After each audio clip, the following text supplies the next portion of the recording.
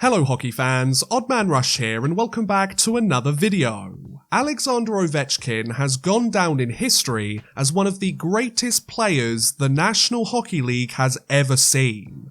After all, the 38-year-old forward has led the NHL in scoring on 9 separate occasions. He's a 3-time league MVP, he won the 2018 Stanley Cup, and he is currently in shooting distance of Wayne Gretzky's goal record. The guy has produced a legendary career and then some. Now, while the Great Eight has earned his fair share of accolades, he has done so while playing for a single franchise, as he has spent his entire NHL career exclusively with the Washington Capitals since he was drafted first overall back in 2004. However, you may be shocked to discover that things almost didn't turn out this way, as one Sunbelt franchise attempted to select Ovechkin a full year before Washington drafted him. But how did this happen? How did a team nearly draft Ovi an entire year early, and how did they attempt to pull it off? Well, let's take a look at what went down and find out, shall we? So in today's video, join me as we explore when the Florida Panthers drafted Alexander Ovechkin. Now, in order to tell this fascinating tale, allow me to take you back to the 02-03 NHL season. Barrett Jackman had been crowned Rookie of the Year, Peter Forsberg was the league's reigning MVP, and the New Jersey Devils had just lifted their 3rd Stanley Cup championship in franchise history. While all of this was transpiring in North America, a star was born across the world in Russia, as a hot young prospect by the name of Alexander Ovechkin was already making quite the name for himself in the sport. After all, the teenager had spent the entire 02-03 season with Dynamo Moscow's senior team as a 17-year-old. He had scored 15 points in 40 Russian Super League games against professional players up to twice his age, and he had earned a boatload of awards on the international stage too, including the best plus-minus, the most goals, and the best forward at the Under-18 World Championships, as well as the most goals and a gold medal at the Under-20 World Championships as well. Now that's how you make a great first impression, folks. Thanks to his impressive season domestically and his dominant performances internationally, Ovechkin quickly became the talk of the hockey world, as he was widely regarded to be the consensus #1 pick for the 2004 NHL draft the following year. However, one team didn't feel like waiting all that time. A few weeks before the 2003 draft took place, Florida Panthers owner Alan Cohen was listening to a conversation between Panthers general manager Rick Dudley, team's head coach Mike Keenan, and various scouts from within the organization. During this discussion, somebody mentioned how it was a real shame that Alex Ovechkin wasn't eligible for the upcoming draft, since the Panthers held the 1st overall selection and they would have happily taken Ovechkin with their premier pick at the event. Upon hearing this comment, Cohen asked to see the league's collective bargaining agreement, where he saw that in order for a player to be eligible for the draft, they must turn 18 years old by September 15th of that year. Though Alex Ovechkin had been born on September 17, 1985, and though he had missed the cutoff date by just 2 days, Cohen had an idea. Since the collective bargaining agreement didn't specify exactly what constituted for a year, Cohen felt that there was a lack of clarity within the CBA's rule, and if he were to take into account every single leap year since the forward's birth, Ovechkin technically would have turned 18 4 days earlier than he actually did, therefore making him eligible for the 2003 NHL draft. So thanks to a questionable interpretation of the league's collective bargaining agreement, and thanks to the use of leap years to justify his logic, Cohen had seemingly found a loophole that could bag the Panthers' Alexander Ovechkin. So, did this strategy work? Did Florida get their hands on the Great Eight? No, they did not. Having devised his master plan, Cohen and the Panthers would make the trip to Nashville for the 2003 NHL entry draft.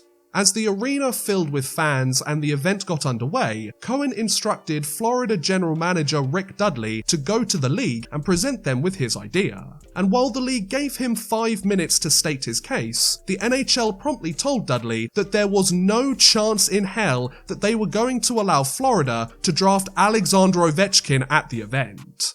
Dudley then returned to the Panthers table and informed Cohen of their response, where he was then instructed by his boss to go back to the league and get the job done.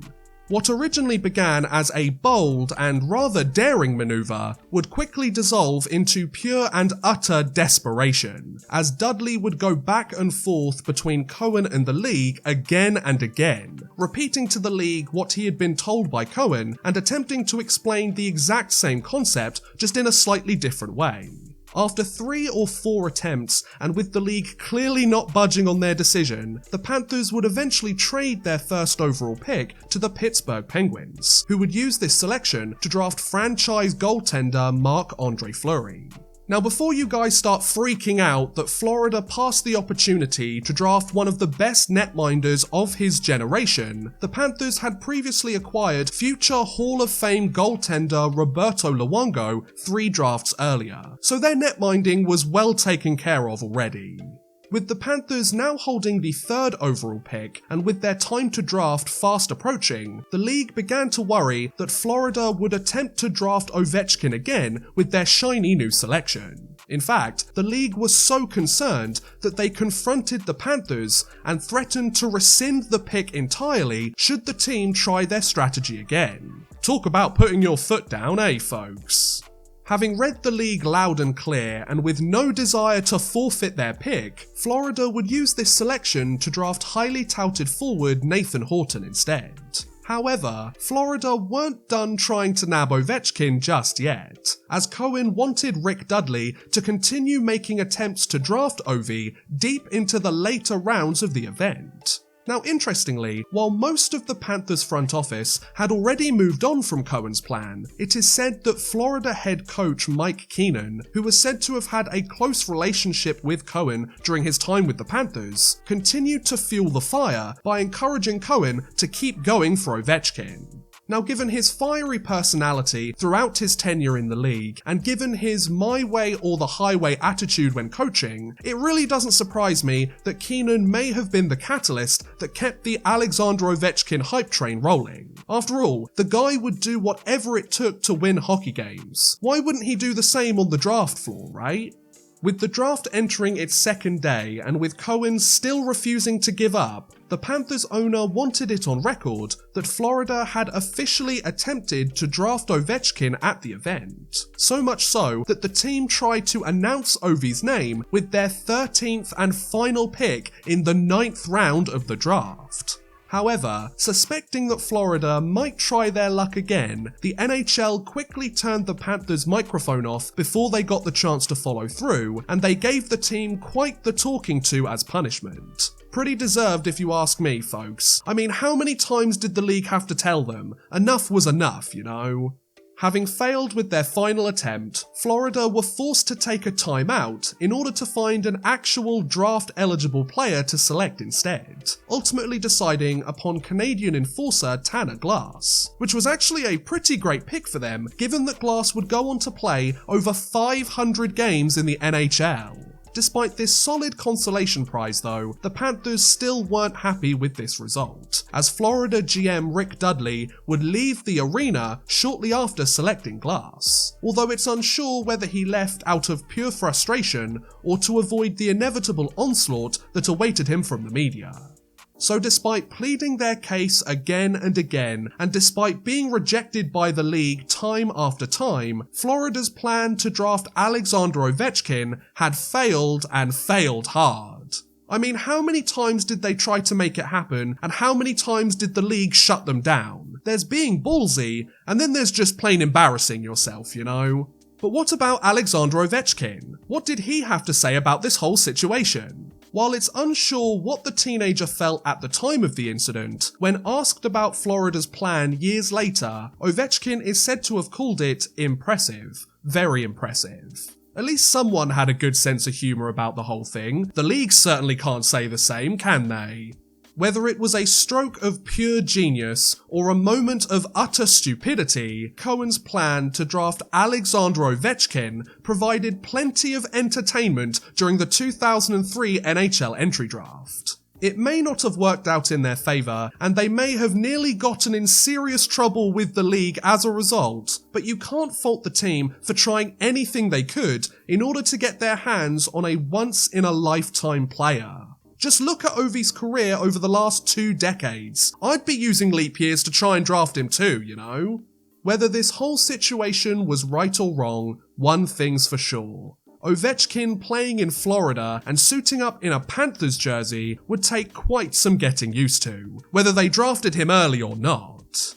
And on that note, I'm going to end today's video. That was the story of when the Florida Panthers attempted to draft Alexander Ovechkin. What do you guys think about this crazy tale? Do you think that Florida should have been rewarded for their unconventional approach, or do you think the league was right to shut them down? Do let me know in the comments below. I would love to hear what you guys have to say. But thank you so much for watching, guys. I do hope you have enjoyed. Please feel free to like, subscribe, share, watch some of my other videos. Thank you very much for watching, and goodbye. A big thank you to Bexy93, Burned Retinas, Drew Fawcett, Houston NG, Raquel and Worthless Pieces for helping support this video via Patreon. If you too want to help support the channel a little bit further and get a shout out at the end of every future video, make sure you head over to patreon.com/oddmanrush and become a patron today.